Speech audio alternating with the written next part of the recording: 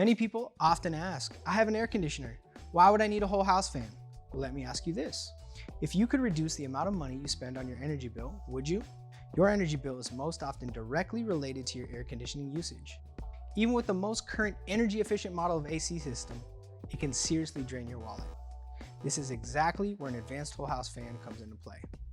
Whole house fans use thermal mass cooling to pre-cool your home by means of ventilation and exhaustion of heat. By using a whole house fan to pre-cool your home, your AC system will be activated less frequently.